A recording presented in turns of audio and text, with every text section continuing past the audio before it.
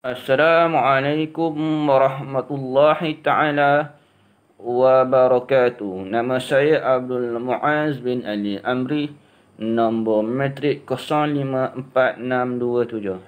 Insya-Allah, sebagai mukaddimahnya, saya akan mengambil sedikit perbahasan daripada sebahagian bab dalam kitab Bughayatul Lab karya Syekh Daud Al-Fatani, hal berkaitan mengenai amalan pada hari Jumaat dan solat berjemaah.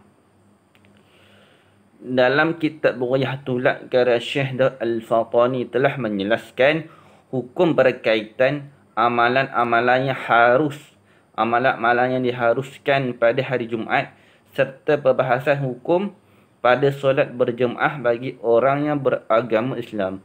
Maka timbul persoalan, adakah terdapat amalan-amalan yang khusus yang perlu dilakukan pada hari Jumaat yang berlandaskan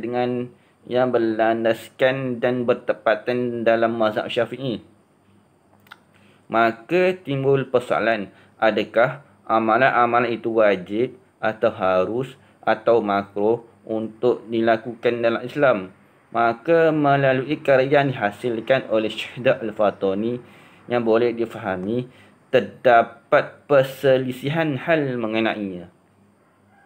Dalam penulisan hukum berkaitan solat berjemaah pula akan dibahaskan, adakah solat berjemaah itu sunat atau fardu ain atau fardu kifayah atau perkara yang wajib untuk dilaksanakan oleh orang Islam.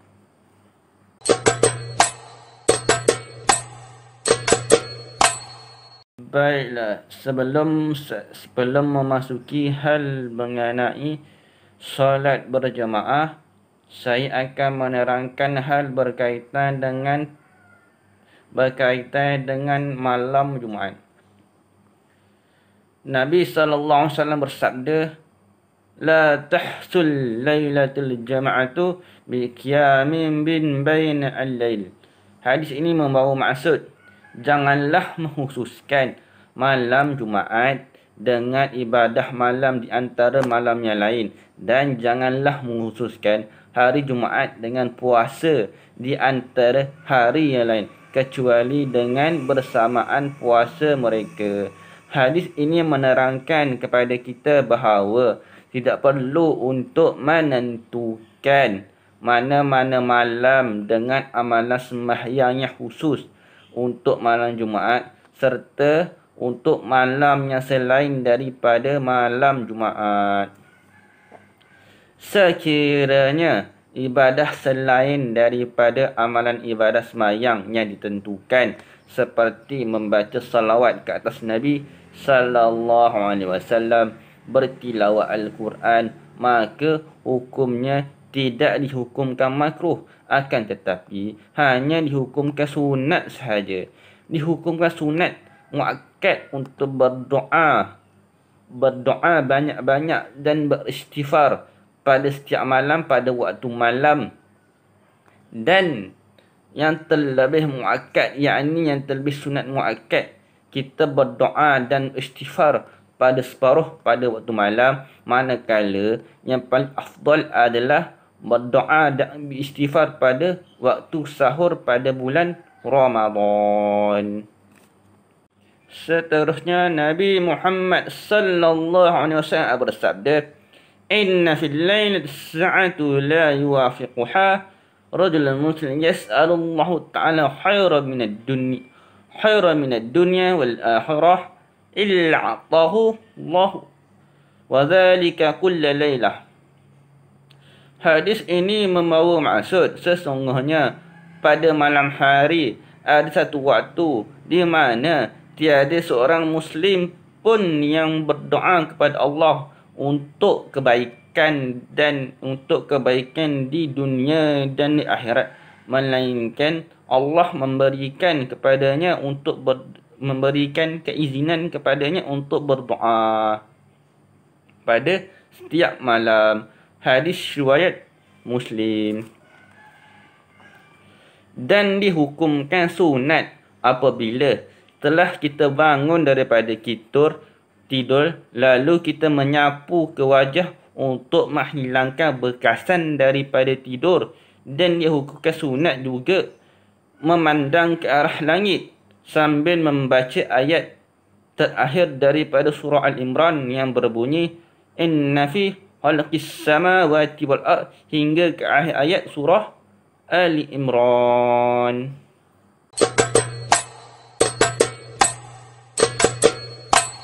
Alhamdulillah, setelah menerangkan hal berkaitan dengan malam Jumaat, saya akan menerangkan hal berkaitan dengan solat berjemaah. Solat jemaah dihukumkan fardu kifayah untuk menunaikan solat berjemaah pada solat 5 waktu. Ini adalah kerana bertepatan dengan sabda Nabi sallallahu alaihi wasallam, "Ma min salasatu fi qaryati aw bidun li'tiqami fihim al-jama'atu wa fi riwayat salatu illa istahudhu alaihim asyaitan ay ghalib." Hadis ini membawa maksud tidaklah terdapat 3 orang itu di satu desa atau lembah yang tidak mendirikan solat berjemaah dalam kalangan mereka, melainkan syaitan telah menguasai diri mereka. Hadis riwayat Ibnu Hibban, dan ada juga menyatakan bahawa hadis ini riwayat Ibnu Sahih. Selain itu, sesetengah ulama ada berpendapat serta menyatakan bahawa solat berjemaah ini sunat muakkad sahaja. Bertepatan dengan hadis Nabi sallallahu alaihi wasallam, salatul jama'atu afdalu min salatil fardhu bi 27 darajah. Hadis ini menyatakan bahawa sembahyang berjemaah itu lebih afdal daripada sembahyang seorang diri dengan ganjaran pahala sebanyak 27 darjat.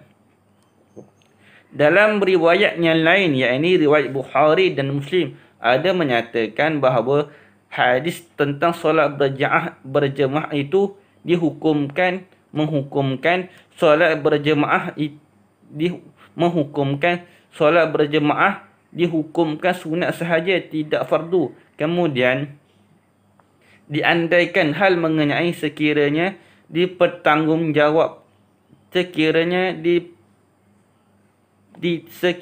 ditangguhkan, iaitu dilakukan oleh 2 orang lelaki untuk mengerjakan sembahyang berjemaah sekalipun mereka itu dalam berkeadaan uzur seperti sakit, maka mereka itu bersembahyang berjemaah itu lebih afdal daripada sembahyang seorang diri dengan mendapat 27 darjat. Selain itu, sesetengah pendapat menghukumkan bahawa sembahyang berjemaah kepada 2 orang itu fardu ain. Maka selajaknya sembahyang berjemaah itu dihukum fardu kifayah, tidak dihukumkan sebagai fardu ain, serta tidak dihukumkan sebagai sunat muakkad terhadap lelaki-lelaki yang sudah akil baligh yang berstatus sudah mardhaka. Di samping itu, turut dihukumkan kepada lelaki-lelaki yang bermukim dan lelaki-lelaki yang menutup aurat, serta mereka yang tiada keuzuran pada dirinya untuk melakukan solat berjemaah yang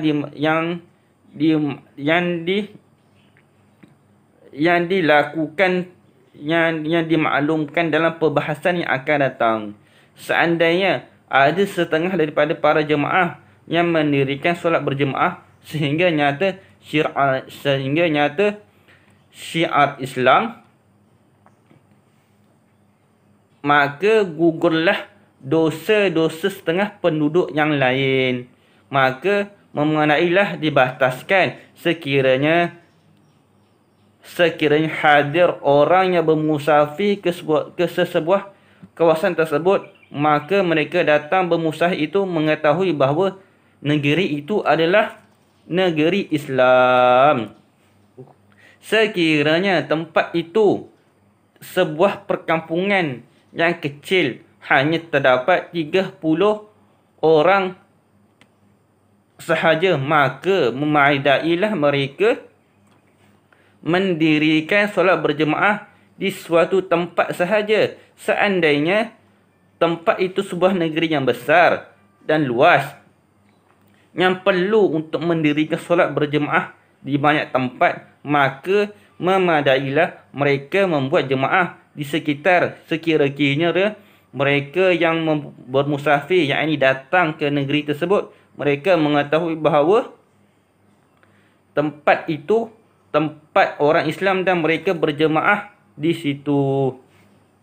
Seterusnya, seandainya mereka bersepakat untuk menunaikan solat berjemaah di dalam rumah sehingga tidak nyata syiar Islam, tidak tersebar syiar Islam di kawasan itu, maka tidak gugurlah tuntutan fardu kifayah kepada mereka serta tidak gugur dosa ke atas perbuatan mereka itu yang tidak menunaikan solat berjemaah.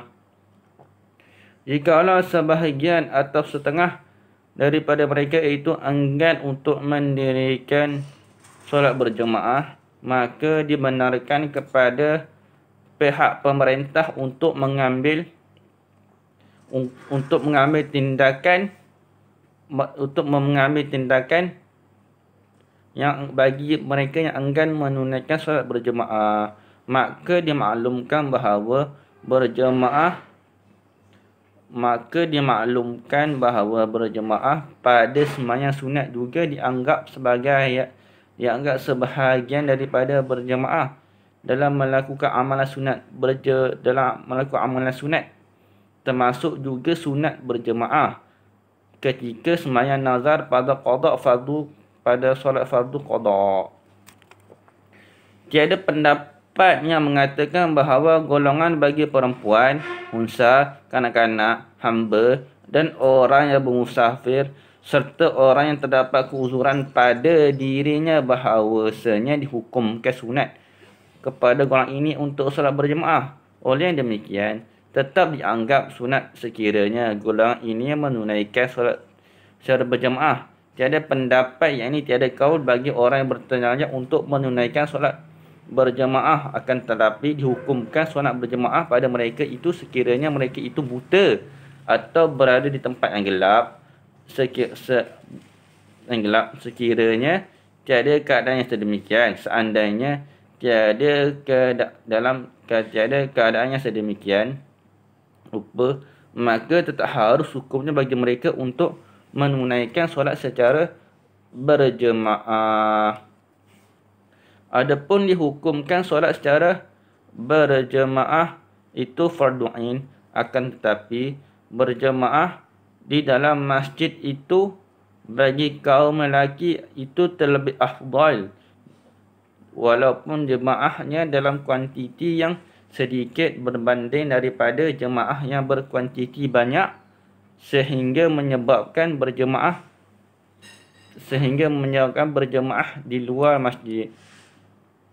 Sabda Nabi sallallahu alaihi wasallam, afdalus salatul mar'atul fil baitihi lil maktubah ayul fahiyya fil masjid afdalu. Bermula pada bahasannya menyatakan bahawa seseorang itu afdal menunaikan apa-apa solat secara berbilang kali di rumah kecuali solat fardu yang 5 waktu itu, maka ia mahu maksud solat berjemaah di masjid itu terlebih afdal. Hadis riwayat Bukhari dan Muslim. Adapun dimaklumkan kepada golongan perempuan, unsa, wanita, perawan yang muda lagi lawa rupa parasnya, bahawa mereka itu hanya afdal berjemaah di rumah berbanding daripada berjemaah di masjid. Kerana bertepatan sabda Nabi sallallahu alaihi wasallam, la tamna'u nisa'ukum al-masjidu baituhunna khairul lahunna. Janganlah melarang kesemua wanita untuk berjemaah di masjid dan berjemaah di dalam rumah. Ini kerana yang terbaik, kerana itu adalah terbaik bagi mereka. Hadis riwayat Abu Daud dan Hakim. Seyogianya terlebih muakkad solat secara berjemaah pada solat Jumaat. Seterusnya terlebih muakkad sembahyang berjemaah pada solat subuh pada hari Jumaat, diikuti solat berjemaah pada solat Isyak pada hari Jumaat, kemudian Asar, kemudian Zuhur, kemudian berjemaah pada solat Maghrib yang dilaksanakan pada hari Jumaat. Dan dihukumkan terlebih sunat berjemaah pada solat subuh, Isyak daripada sembahyang Asar, walaupun ia merupakan pada waktu di pertengahan waktu. Ini adalah kerana kemaslahatan yang terdapat pada waktu subuh dan pada waktu solat Isyak itu terlebih besar kemaslahatannya. Adapun solat Zuhur lebih besar kemaslahatannya berbanding kemaslahatan yang ada pada solat Maghrib, dan diumpamakan kemaslahatan yang ada pada solat Jumaat. Dan yang banyak mendirikan solat secara berjemaah di dalam masjid yang sedikit-sedikit orang yang terlebih afdal bertepatan dengan hadis Nabi sallallahu alaihi wasallam.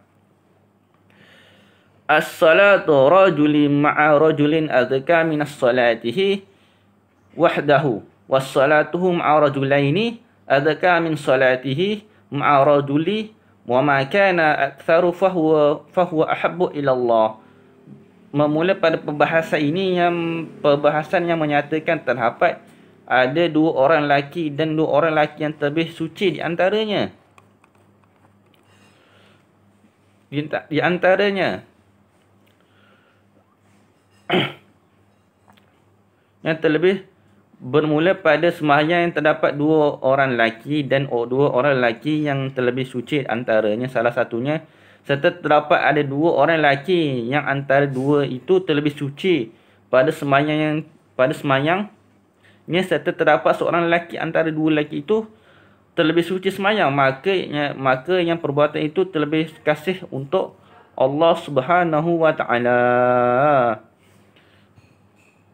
Daripada riwayat Ibn Hibban ada menukilkan bahawa seandainya imam itu imam bid'ah yang bukan orang kafir, tetapi golongan imam yang berasal daripada kaum Jabariyah, Qadariyah, Wujudiyah, Rafadiyah, atau imamnya itu fasik atau Hanafi, maka diperjelaskan lagi daripada riwayat Ibn Hibban ini, seandainya menyebabkan sebuah masjid itu menjadi kosong kerana untuk mengelakkan daripada berimamkan dengan golongan ini, maka terafdal bagi mereka melaksanakan berjemaah di tempat